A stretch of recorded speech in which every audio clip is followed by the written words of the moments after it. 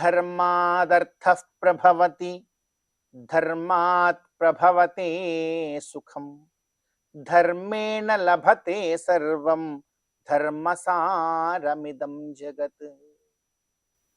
అత్యంత పవిత్రమైనటువంటి ఈ అధిక జ్యేష్ఠ మాసంలో శుభోదయ వేళలో దేవదేవుడైనటువంటి శ్రీమన్నారాయణుని కలియుగ ప్రత్యక్ష దైవమైనటువంటి శ్రీ వెంకటేశ్వర స్వామి వారిని పరిపరి విధాలుగా శరణాగతి చేస్తూ ఉత్తమమైన ఈ అధిక జ్యేష్ఠ మాస శుభోదయ సమయాన్ని మనం చరితార్థం చేసుకుంటాం. ఈ రోజున అధిక జ్యేష్ఠ మాసపు అమావాస్య తిథి. ఈ రోజుటితో అధిక జ్యేష్ఠ మాసము పూర్తి కాను, అంటే పురుషోత్తమ మాసపు చివరి తిథి. మరలా తిరిగి ఇలా పురుషోత్తమ మాసము రావాలి అంటే 3-4 సంవత్సరాలు పడుతుంది. కనుక ఈ పురుషోత్తమ మాసపు చివరి రోజున ఎంతో చక్కగా భగవత్ కైంకర్యాన్ని మనమందరం కూడా ఆచరించాలి. రేపటి నుండి నిజ జ్యేష్ఠ మాసము ఆరంభం. అందుకే ఈ పురుషోత్తమ మాసంలో ఈ రోజున అమావాస్య తిథి రోజున చక్కనైనటువంటి పురుషోత్తమ కైంకర్యాన్ని ఆచరించే ప్రయత్నం మనం అందరం కూడా ఆచరిస్తూ, పెద్దలు అంటున్నారు, అయ్యా నిన్ను సర్వకాల సర్వావస్థల యందు కాపాడేటువంటిది నీ ధర్మమే, ఆ ధర్మాన్ని నీవు పట్టుకో అంటున్నారు పెద్దలు. ధర్మాత్ అర్థః ప్రభవతి. మనం అందరం కూడా అనుకుంటూ ఉంటాం, బాగా డబ్బులు సంపాదించాలి, డబ్బులు కాదు. నిజానికి డబ్బులు సంపాదించాలని నీవు డబ్బులు వెనకాల పరిగెడితే డబ్బులు కూడా పరిగెడుతూ ఉంటాయి, ధనం కూడా పరిగెడుతుంది. అవి పరిగెడుతూ ఉంటాయి, నువ్వు పరిగెడుతూ ఉంటావు. చివరికి అలసిపోయి సొలసిపోయి చివరికి నీవు అనుకున్నటువంటి ఆ ధనాన్ని పొందలేక మధ్యలో ఒక దగ్గర పడిపోయి నీ జీవితం ముగిసిపోయి. అలా కాదయ్యా. ధర్మాత్ అర్థః ప్రభవతి. నీవు నీ ధర్మ మార్గంలో ఉండు. అటెటో పరిగెట్టేటువంటి ధర్మం నీ వైపుకు పరిగెడుతుంది. నువ్వు ఉన్న చోటే ఉండి నీ ధర్మాన్ని ఆచరించు, డబ్బు నీ దగ్గరికి పరిగెట్టుకో. నీవు డబ్బు వెనకాల పరిగెట్టద్దు. ధర్మాత్ అర్థః ప్రభవతి ధర్మాత్ ప్రభవతే సుఖం. సుఖం సుఖం అంటే మనం అందరం కూడా అవి కొనుక్కొని ఇవి కొనుక్కొని అలా ఉండి ఇలా ఉండి పెద్ద కారు బంగళా ఏసీ ఇలా అనుకుంటాం. ఇవేవి కాదు నిజమైనటువంటి సుఖాలు. ఇవన్నీ కూడా నీకు రోగాన్ని తెచ్చిపెట్టేటువంటి సుఖాలయ్యా. నిజమైన సుఖం అంటే ఏమిటో తెలుసా? ధర్మాచరణ. నీవు ధర్మాచరణ చెయ్యి, ఆ ధర్మములో ఉండేటువంటి ఆనందాన్ని ఒక్కసారి నీవు అనుభవించడం నేర్చుకో. అంతకు మించినటువంటి సుఖం ఈ లోకంలో ఇంకెక్కడ ఉండదు. ధర్మాచరణే నీకు సుఖం. ధర్మాత్ ప్రభవతే సుఖం ధర్మేణ లభతే సర్వం. ఈ లోకంలో నువ్వు దేన్నైనా కోరుకోగాక, నీవు నీ ధర్మాచరణలో ఉంటే అవన్నీ నీ దగ్గరికే పరిగెట్టుకుని వచ్చి నీ ముంగిట నిలబడదు. అంత గొప్పదయా ధర్మము. కావున ధర్మాన్ని విడిచిపెట్టద్దంటున్నారు. ధర్మేణ లభతే సర్వం ధర్మసారమిదం జగత్. ఇదం జగత్, ఈ జగత్తు మొత్తము కూడా ధర్మ రూపమే. కనుక నీవు ధర్మాన్ని విడిచిపెట్టకు అని పెద్దలు ఎంతో గొప్ప ఉపదేశాన్ని చేస్తున్నారు. ఈ ఉపదేశాన్ని సదా సర్వదా మనం మన జ్ఞప్తిలో ఉంచుకొని ఈ అధిక జ్యేష్ఠ మాసపు అమావాస్య తిథి రోజున మనందరి యొక్క ధర్మాన్ని మనం గుర్తుంచుకొని పురుషోత్తమ కైంకర్యంలోకి మనమందరం కూడా వెళ్ళి చక్కగా ఈ రోజున కైంకర్యం చేస్తూ, రేపటి రోజున నిజ జ్యేష్ఠ మాసము ఆరంభం కానున్నది. మరి ఆ మాసానికి స్వాగతాన్ని మనం అందరం కూడా చెప్పుకుంటూ ఈ రోజున పురుషోత్తమ కైంకర్యాన్ని ఆచరిద్దాం. మరి ఈనాటి తిథివార నక్షత్రాలలో ఉండేటువంటి తత్వాన్ని కూడా కాస్త మన జీవితానికి అన్వయించుకునే ప్రయత్నం చేద్దాం. ఈ రోజున జూన్ 15వ తేదీ అధిక జ్యేష్ఠ మాస కృష్ణపక్ష అమావాస్య తిథి. అమావాస్య తిథి రోజున పితృదేవతారాధనము మనందరి యొక్క ధర్మం. అదేవిధంగా ఈ రోజున నక్షత్రం మృగశిర నక్షత్రం, చంద్రదేవతాకమైనటువంటి నక్షత్రం. ఈరోజు చంద్రుడి యొక్క స్మరణము, ఆరాధనము చక్కని మనశ్శాంతిని మనకిస్తుంది. అదేవిధంగా ఈ రోజున వారము సోమవారం. ఈ రోజున పరమశివుడి యొక్క ఆరాధన మనందరికీ కూడా జ్ఞానాన్ని ఇస్తుంది. కనుక ఈ తిథివార నక్షత్రాలలో ఉండేటువంటి తత్వాన్ని మన జీవితానికి అన్వయించుకొని గోవిందుడి యొక్క అనుగ్రహంతో ఈ అధిక జ్యేష్ఠ మాస శుభోదయ సమయాన్ని మనం చరితార్థం చేసుకుందాం. చందురుతోడ పూటిన సంపదల మెరుగవో కందువ బ్రహ్మల కాచే కల్పవల్లివో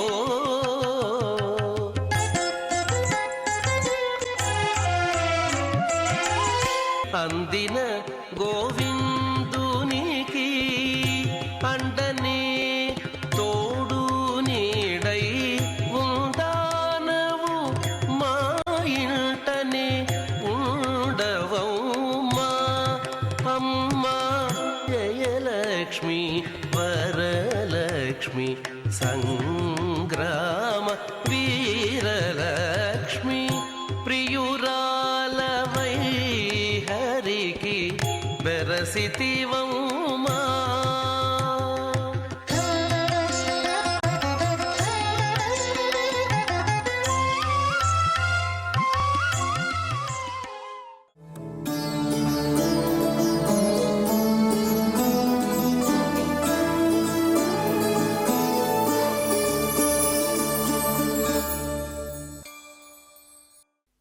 ప్రపద్యేతంగిరిం ప్రాయః శ్రీనివాసానుకంపయా ఇక్షుసారస్రవంతే వయన్మూర్త్యా శర్కరాయితం. ప్రియ భాగవతోత్తములారా, ఈ శుభోదయం వేళ శ్రీవారి వైభవం అనే కార్యక్రమంలో మనం ఈనాడు కులశేఖరాళ్వార్ల చేత విరచితమైనటువంటి ముకుందమాల అనే స్తోత్రంలో ఒక శ్లోక వైభవాన్ని తెలుసుకునే ప్రయత్నం చేద్దాం. తృష్ణాతో ఏ మదన పవనోద్ధూత మోహోర్మిమాలే ధారావర్తే తనయ సహజగ్రాహ సంఘాకులే చ సంసారాఖ్యే మహతి జలధౌ మజ్జతాం నస్త్రిధామన్ పాదాంభోజే వరద భవతో భక్తినావం ప్రయచ్చ. ఆళ్వార్లు మనమందరం కూడా సంసారం అనే సాగరంలో పడి కొట్టుమిట్టాడుతున్నాం కదా. అటువంటి సమయంలో మనకు ఒక తెప్పలాగా ఈ సంసారం అనే సాగరాన్ని దాటడానికి వీలైనటువంటి ఒక తెప్ప కావాలి. లోకల్లో సముద్రాన్ని దాటడానికి ఒక నావ ఉంటుంది, తెప్ప ఉంటుంది, నౌక ఉంటుంది. ఈ చోటి నుండి ఈ తీరం నుండి ఆ తీరానికి వెళ్ళాలి. కానీ ఇది సంసారం అనేటువంటి పెద్ద సముద్రం, లోతైనటువంటి సముద్రం, గంభీరమైనటువంటి సముద్రం. సామాన్యమైనటువంటి తెప్పతో మనం దాటలేము. అది కూడా సాగరం అంటేనే ఏమేమో ఉంటాయి అందులో. ఆ నీళ్ళేమిటి, ఆ కెరటాలేమిటి, ముసళ్ళ, ఈ జలజంతువులు అన్నీ కూడా అక్కడ ఉంటాయి. ఈ సంసారం అనేటువంటి సముద్రంలో ఏవేవి ఉంటాయి అడుగుతున్నారు. అదే తెలియజేస్తున్నారు. తృష్ణాతో ఏ మదన పవనోద్ధూత మోహోర్మిమాలే. తోయం అంటే నీళ్లు, తృష్ణ అంటే ఆశ. సముద్రంలో నీరు ఉంటుంది, సామాన్యంగా ఉంటుంది. అలాగే ఇక్కడ తృష్ణ, ఆశ అనేటువంటి నీళ్లు కలవియు. మదన పవనోద్ధూత, మదనుడు మన్మథుడు. మన్మథుడు అనేటువంటి వాయువు చేత కొట్టబడినటువంటి మోహ ఊర్మిమాల. అలా కెరటాలు, అలా తరంగాలు వస్తూ ఉంటాయి వాయువు యొక్క వేగంతో. అదంతా కూడా వస్తూ ఉంటాయి కదా. మోహం, ఈ సంసారంలోనే ఉండాలి అనేటువంటి ఒక ఆశ, అత్యాశ. మోహోర్మిమాలే, అజ్ఞానం అనేటువంటి ఊర్మి అలల యొక్క మాల, వరుస కలదియు. దారావర్తే. దారాహ అంటే సంస్కృతంలో భార్య అని అర్థం. సంస్కృతంలో చాలా పదాలు కొంచెం మనకు విచిత్రంగా ఉంటాయి, కానీ అద్భుతమైనటువంటి అర్థాన్ని ఇస్తాయి. భార్య అని చెప్తాం, పత్నిని చెప్తాం. ఈ ప్రకారంగా దారాహ అనేది దారాహ పుంసిచ భూమ్యేవ అని ఒక సూత్రం. అంటే బహువచనంలోనే ఉంటుంది ఈ పదం. అలాగే కళత్రం అనే శబ్దం భార్య అనేటువంటి ఆ విషయాన్ని తెలియజేస్తూ అది నపుంసకలింగంలో ఉంటుంది. దారావర్తే అంటే భార్య అనేటువంటి ఆ వర్తం, ఆవర్తం అంటే సుడులు గలవియు. దారావర్తే తనయ సహజ గ్రాహ సంఘాకులేచ. తనయ అంటే పుత్రుడు. గ్రాహం అనే శబ్ద తనయ సహజ, సహజం అనే శబ్దానికి తోబుట్టు. గ్రాహ అనే శబ్దానికి ముసళ్ళు. సంఘం అనే శబ్దానికి సమూహం. అందువల్ల పుత్రులు, తోబుట్టువులు మొదలైనటువంటి ముసళ్లతో ఉన్నటువంటి గుంపు చేతను ఆకులే అంటే కలత పెట్టబడినది. సంసారాకే మహతి జలధౌ. సంసారం అనేటువంటి అంటే ఆ సముద్రం అనేది సామాన్యమైన సముద్రం కాదు. మహతి జలధౌ అన్నారు సప్తమి భక్తి. అంటే గొప్పదైనటువంటి సముద్రం. అటువంటి సముద్రంలో మధ్యత మేమందరం కూడా మునిగిపోతున్నాం స్వామి. మా అందరికి నహా త్రిధామన్, త్రిధామన్ అని సంబోధిస్తూ ఉన్నారు. త్రిధామన్ అంటే 3 లోకములకు కూడా అధిపతి. 3 ధామ శబ్దానికి స్థానం అనే అర్థం. అందువల్ల త్రిధామన్నే. పాదాంభోజే, స్వామివారి యొక్క దివ్య పాదములు తామర పుష్పముల వలె సుకుమారంగా ఉన్నాయి. పాదాంభూజే వరద వరం దదాతీతి వరద భవత భక్తినావం ప్రయచ్చ. స్వామి నీ యొక్క కమలముల వంటి పాదముల యందు భక్తి అనేటువంటి ఓడను మాకందరికి కూడా ఇవ్వాలి అని కులశేఖరాళ్వాలు కోరుతున్నారు. ప్రజలారా, భక్తులారా, ఇది కులశేఖరాళ్వాలు స్వామివారిని కోరడం కాదు. మనమందరం కూడా ఈ స్థితిలోనే ఉన్నాము అని తెలుసుకోవాలి. ఈ స్థితిలో ఉన్నాము అని తెలుసుకుని స్వామివారి అయినటువంటి శ్రీ వెంకటేశ్వర స్వామి దగ్గర మనం ఈ ప్రకారంగా ప్రార్థించాలి. స్వామి భక్తి అనేది కావాలి. భక్తి అనేటువంటి ఓడ చేత సంసారం అనేటువంటి సముద్రాన్ని అనాయాసంగా ఈదగల. ఇది ఎప్పుడు కూడా మనం గుర్తుపెట్టుకోవాలి. కనుక ఈ సంసారం అనేటువంటి మహాసముద్రంలో మునిగి ఉండు మాకు నీ పాదభక్తి, నీ యొక్క చరణారవిందమలయందు భక్తి అనేటువంటి ఓడను మాకు ప్రసాదించి మమ్మల్ని అందరినీ కూడా ఈ సముద్రం నుండి ఆ తీరం అంటే ఎక్కడ దాటించాలి? అదే మోక్షం. పరమ పురుషార్థం అంటారే ఆ మోక్ష సామ్రాజ్యానికి మమ్మల్ని అందరూ కూడా దాటించాలి అన్నారు. వాస్తవంగా చూస్తే మనమందరం కూడా ఈ స్థితిలోనే ఉన్నాం. కనుక కలియుగ ప్రత్యక్ష దైవమైనటువంటి శ్రీ వెంకటేశ్వర స్వామి వారి యందు ఈ శ్లోక పుష్పాన్ని మనం సమర్పించి స్వామి భక్తి అనేటువంటి ఓడను మాకు ప్రసాదించి మమ్మల్ని అందరినీ కూడా విముక్తులను చేసి పునరపి జననం పునరపి మరణం ఇది కాకుండా చెయ్యమని శ్రీ వెంకటేశ్వర స్వామిని ప్రార్థించి మనం అందరం కూడా తరిద్దాం. ఓం నమో వెంకటేశాయ. 16 పన్నెలతో బంగారు పతిమా చెదరని వేదములా చిగురుబోడి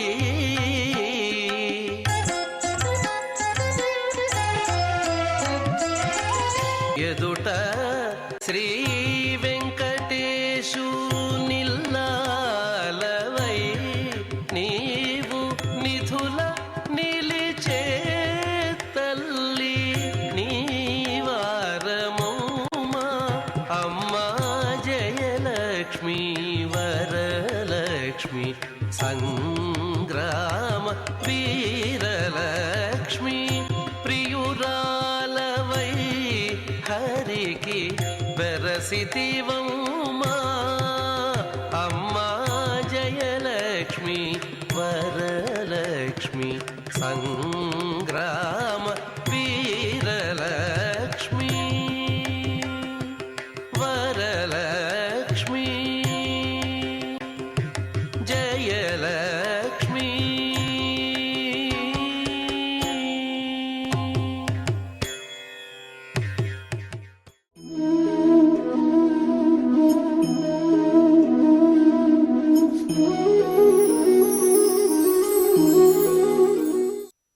ధర్మ అర్థ కామమోక్షములు అనే పురుషార్థములు జీవులందరూ కూడా ఎలా సాధించాలో, ఆ సాధించడానికి ఎటువంటి సాధన చేయాలో చెప్పడానికే వ్యాస మహర్షుల వారు మహాభారతాన్ని అందించారు మనకి. ధర్మరాజు ఎన్నో కష్టాలు కూడా అనుభవించాడు. అరణ్యవాసాన్ని పూర్తి చేసుకొని 12 సంవత్సరాలు అజ్ఞాతవాసానికి బయలుదేరుతూ ఉన్నారు. అటువంటి మహావీరులు అజ్ఞాతవాసం చేయడం కష్టం, సులభంగా ఎవరైనా గుర్తుపట్టేయగలరు. అందులో భీముడు లాంటి మహాబలం పరాక్రమం కలిగిన వాడు, ఆ ఆకార విశేషం చూస్తేనే ఎవరైనా అనుకుంటారు. అటువంటి వాళ్ళు వారి వారి యొక్క యథార్థ స్వరూపాలు కప్పిపుచ్చుకొని ఎవరికీ తెలియకుండా 1 సంవత్సరం పాటు అజ్ఞాతవాసం చేయాలంటే అది సామాన్యమైనటువంటి అంశం కాదు. తాము ఇంకా నిర్వహింపబోయే అజ్ఞాతవాసము దిగ్విజయంగా పరిసమాప్తం కావాలని ధర్మరాజు తపించి దుర్గాదేవిని ప్రార్థించాడు. యశోదాగర్భ సంభూతం నారాయణ వరప్రియం నందగోపకులేజాతం మంగళ్యం కులవర్ధినీం కంసవిద్రావణకరీం అసురాణం క్షయం కరీం శిలాతట వినిక్షిప్తాం ఆకాశం ప్రతిగామినీం అని ప్రారంభించి ఆ సుదీర్ఘ స్తోత్రం చేస్తారు ధర్మరాజు అమ్మవారిని, దుర్గాదేవిని. శ్రీకృష్ణ భగవానుని యొక్క అవతార సమయంలో యోగమాయగా ముందే యశోదాదేవి గర్భంలో జన్మించి ఉంది ఆడుబిడ్డగా. ఈ వసుదేవుడు కారాగారంలో జన్మించినటువంటి తన బిడ్డను నందగోకులంలో ఉన్నటువంటి ఆ యశోదాదేవికి ఆమె ప్రసవించి మత్తుగా నిద్రపోతుంది, తెలియదు ఆమెకు. ఆమె ప్రసవించిన సంగతి ఆమెకే తెలియదు.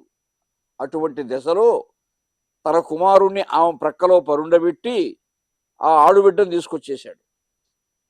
అందుకని యశోదాగర్భ సంభూతం. ధర్మరాజు కృష్ణావతారంతో ముడివడి ఉన్నటువంటి అమ్మవారి యొక్క యోగమాయా విశేషాన్ని ప్రస్తావిస్తూ తన ప్రార్థన ప్రారంభించాడు. ఎందుకంటే కృష్ణ భగవానుడు వారికి ఇష్టదైవము, ఆప్తుడు అన్ని విధాలా కూడా. అలా అటువంటి కృష్ణ భగవానుని అవతారానికి కూడా అనుబంధం కలిగినటువంటి శక్తి స్వరూపిణి అమ్మవారు దుర్గాదేవి. యశోదాగర్భ సంభూతం నారాయణ వరప్రియం. నారాయణుడైనటువంటి కృష్ణ భగవానుడు ఆమెకు వరం ఇచ్చాడు. ద్వాపరయుగంలో ఈ కృష్ణావతారానికి ఈ విధంగా మీరు అనుసంధానం చేస్తున్నారు కాబట్టి అమ్మవారు కలియుగంలో ఏ ఏ నామధేయాలతో శక్తిపీఠాలలో అమ్మవారు అర్చింపబడతారో అప్పుడే కృష్ణ భగవాను చెప్పాడు. దుర్గేతి భద్రకాళీతి విజయ వైష్ణవీతి చ కుముదా చండికా కృష్ణ మాధవీ కన్యకేతి చ మాయా నారాయణి ఈశాని శారదేత్యంబికేతి చ అని ఇటువంటి నామధేయాలతో కలియుగంలో నీవు పూజింపబడతావు తల్లి అని. అందుకే ఇప్పటికీ మనం అమ్మవారిని ఆ విధంగా పూజిస్తూ ఉన్నాం ఆయా శక్తిపీఠాలలో. ఆ వరం అప్పుడే ఇచ్చే నారాయణ వరప్రియం నందగోప కులేజాతం. నందగోకులంలో ఏ విధంగా కృష్ణ భగవానుడు అవతరించాడో అలాగే ఈ తల్లి కూడా అవతరించింది. అసురాణం క్షయంకరి, రాక్షసులను నశింపజేయడంలో కృష్ణ భగవానుని అవతారానికి దోహదం చేసింది. కంస విద్రావణ కరీం, ఆమె మంగళ్య కులవర్ధిని కూడా. మనకు దివ్య మంగళ లక్షణ లక్షితములైనటువంటి సంపత్ప్రదములైనటువంటి అనేకానేక ఐశ్వర్యములు అమ్మవారిస్తూ ఉన్నారు.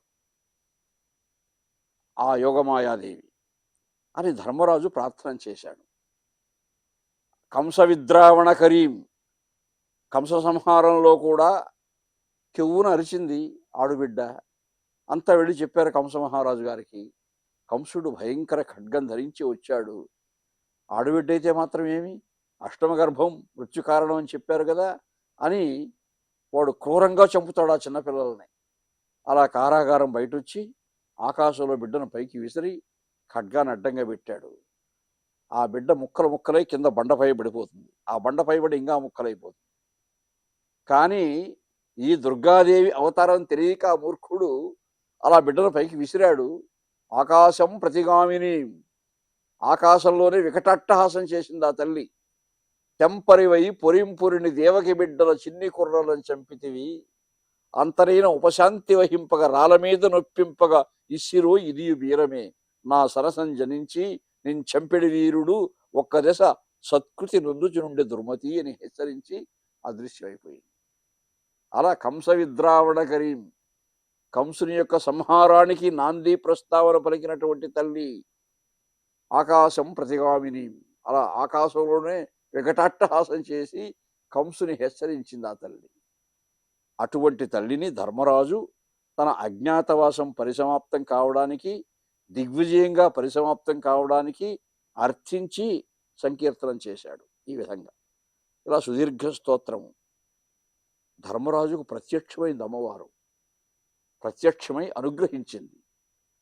ధర్మనందనుని ఆశీర్వదించింది. అయ్యా, నీ అజ్ఞాతవాసం దిగ్విజయంగా పరిసమాప్తం అవుతుంది, అంతేకాదు భవిష్యత్ కురుక్షేత్ర సంగ్రామంలో తప్పక నీవు దిగ్విజయం సాధింపగలవు అని ఆశీర్వదించినట్టుగా అమ్మవారు వ్యాసమహర్షుల వారు వర్ణించారు. కాబట్టి ఆ కృష్ణ భగవానుని యొక్క అవతారానికి కూడా అనుసంధానం చేసినటువంటి ఆ జగజ్జననిని అందరూ మనం కూడా ఆరాధించాలి అని ఇదొక పరమ సత్యము.